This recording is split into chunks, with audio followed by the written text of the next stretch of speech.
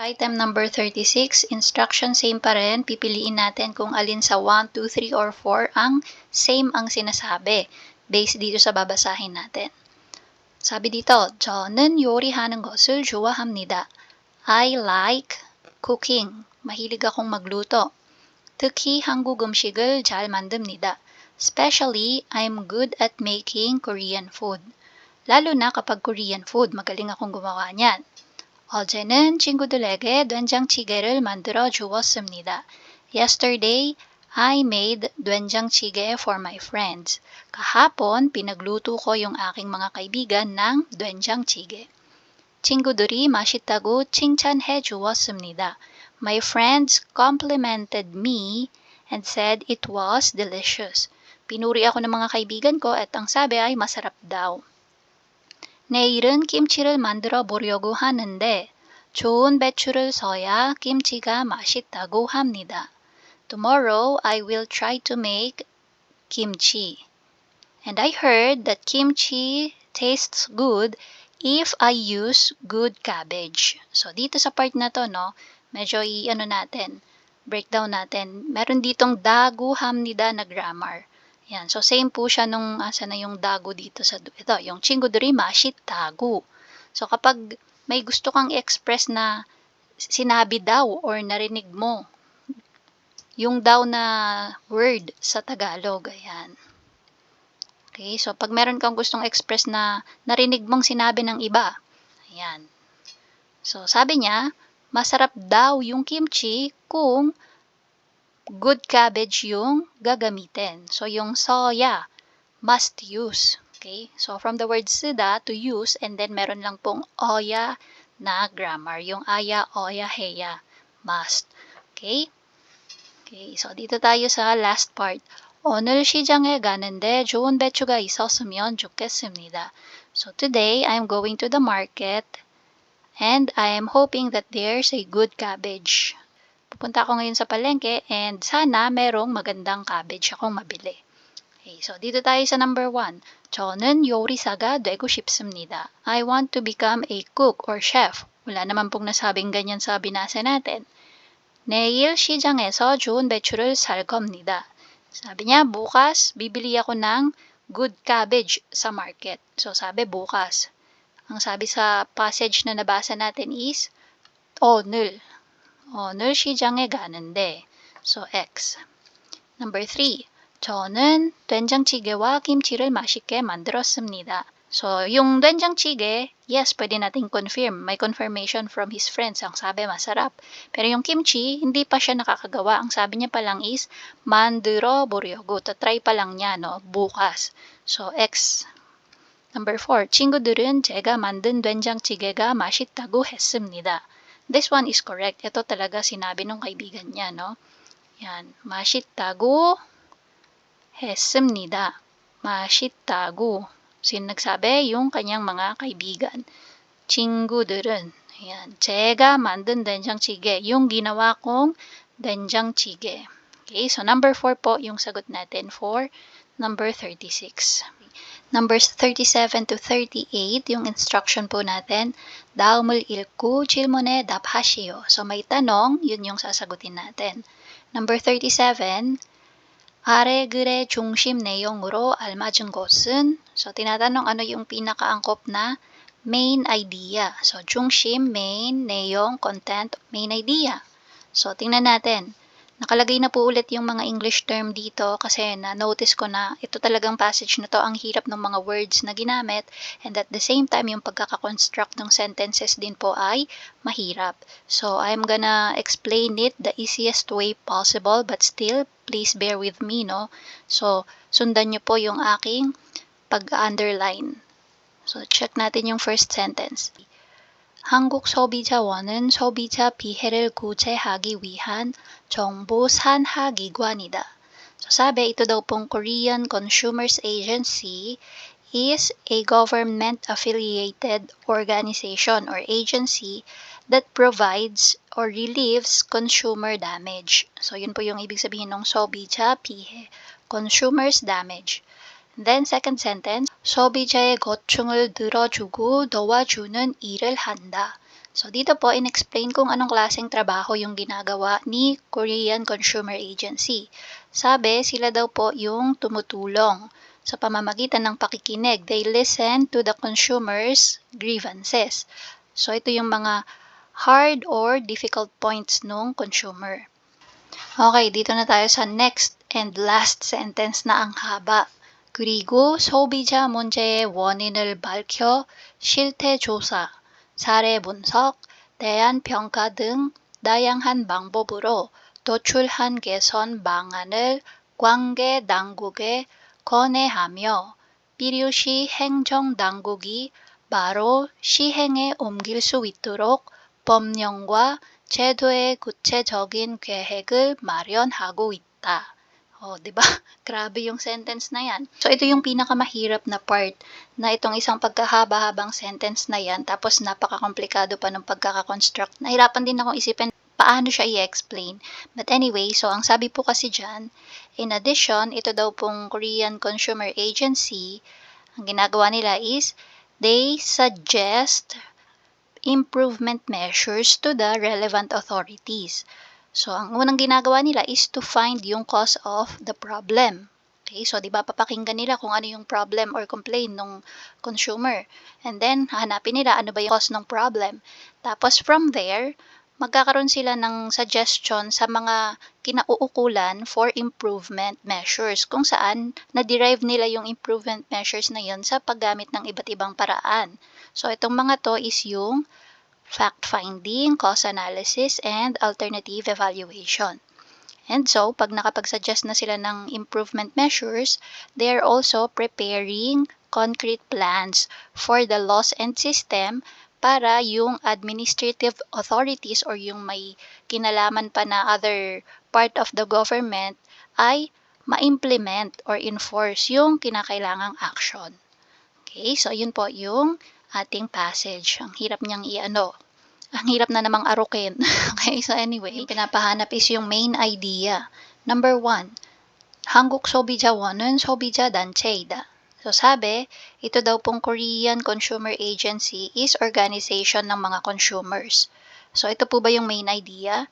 Main idea is about the Korean Consumer Agency. Pero walang sinabi na sila ay organization ng mga consumer. Sila po is government-affiliated org.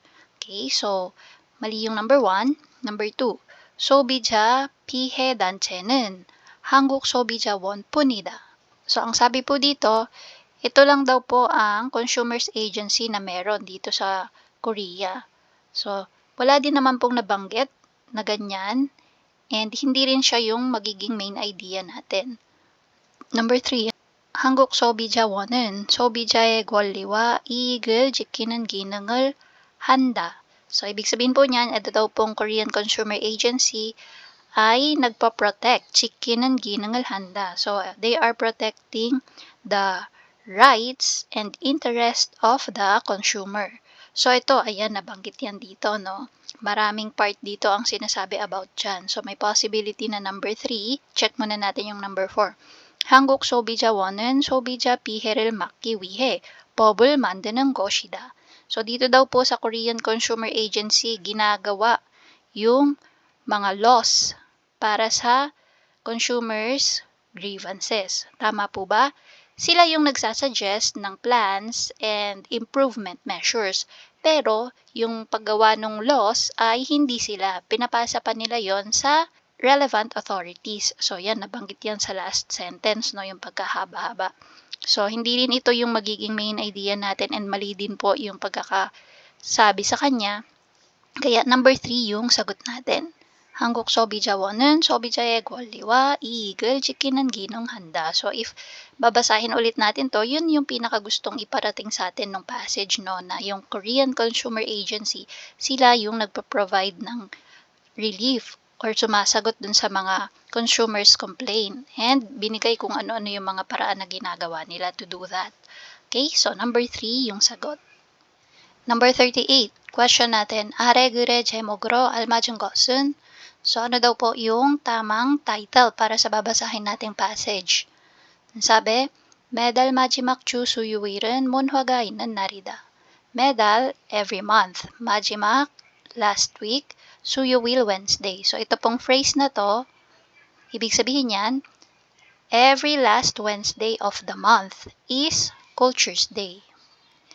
이 날은 영화관, 공연장, 박물관, 미술관 등 전국 2,000여 개 이상의 문화시설이 할인 또는 무료 관람, 야간 개장 등의 다양한 문화 혜택을 제공한다. So, sabi po sa second sentence natin, this day daw po, sa araw na to, sa Cultures Day, more than 2,000 cultural facilities across the country, such as cinemas, concert halls, museums, art galleries, ang nag-o-offer ng cultural benefits. So, various cultural benefits such as discounts or free viewing. And meron din silang ina-offer na yagan gejang. Yung yagan gejang is yung late night viewing naman yan. Para dun sa mga may trabaho na late na nakakauwi. So para hindi nila ma-miss kung ano man yung pwedeng mapanood that day, late yung pagpapalabas nung shows or performance na yon. So sabi, inen. So ito daw pong Cultures Day provides opportunity and experiences for individuals to enjoy culture. So, yung nuril suin nun, ibig sabihin, can enjoy, no? To enjoy culture. Now, yung last part naman po, ang gusto lang pong sabihin dyan, itong Cultures Day goes beyond bridging gap between cultures ng per area. And it also achieves cultural decentralization. So, dito na tayo, no? Again, yung pinapahanap sa atin is yung best title para sa nabasa natin. Okay, so yung number 1, 개인 문화를 향유할 수 있는 날 안에. Ibig sabihin, ane, guide. So, guide to enjoy personally the culture. So, tingnan natin yung other options. Number 2, 매달 마지막 주 수요일은 문화가 있는 날. So, every last Wednesday of the month is Cultures Day. ito namang number 3, 문화 생태계 구축을 위한 맞춤형 사업 추진. So, ibig sabihin, 추진 promotion, 맞춤형 사업, customized project. So, promotion of customized project for cultural ecosystem. So, parang napaka-technical naman nito para sa ating title and passage. Number 4, 지역 간 문화 교차 해소를 위한 문화가 있는 날. So, ibig sabihin, Cultural Day to bridge cultural gap between regions. So, parang pinaka-pagpipilian natin dyan based sa aking pagkakaintindi is either number 2 or number 4. Yan. Pero yung pinakasagot po is number 2. 매달 마지막 주 수요일은 문화가 있는 날. Okay, so siya po ang pinaka-angkop na title para sa nabasa natin. Items 39 to 48, 다음 질문에 답하시오. So, sagutin lang po yung questions per item.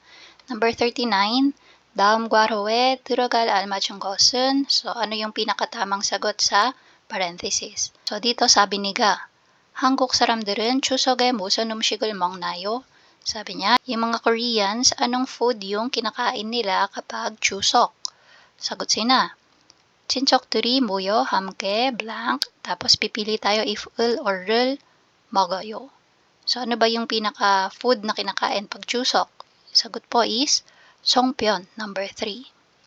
So, 송편, dahil may batchim siya, 을 yung bibilugan natin. 송편을 먹어요. So, yung sagot nila, so kasama yung mga relatives, nagtitipon-tipon, and kumakain ng 송편. For item number 40, same pa rin, pipiliin yung tamang sagot para sa parenthesis. 사배, 한국에서는 부모와 자녀를 blank으로로 구분한다. So, para daw po dinidivide or sineseparate yung parents and children. So, dito kasi sa Korea, may tinatawag silang chonsu or yung degree of kinship. That's why if manotice nyo yung mga pagpipilian natin, nag-end lahat sa chon. So, ibig sabihin, muchon, 0 degree, ilchon, first degree, ichon, second degree, samchon, third degree. So, dito, kay parents at children, ito po ay ilchon. Okay, so number 1, and dahil may niyon batchim, uro. 한국에서는 부모와 자녀를 일천으로 구분한다. Okay, so ibig sabihin, first degree po ang relationship or degree of kinship between parents and children. Pag muchon, ito ay para sa mga mag-asawa, bubu. Yan, so same sila ng degree, that's why 0. And then, ichon, para sa mga magkakapatid. Samchon, para sa mga kapatid ng mga magulang. So, sa tito at tita. Or vice versa, yung tito para sa kanilang mga papangkin.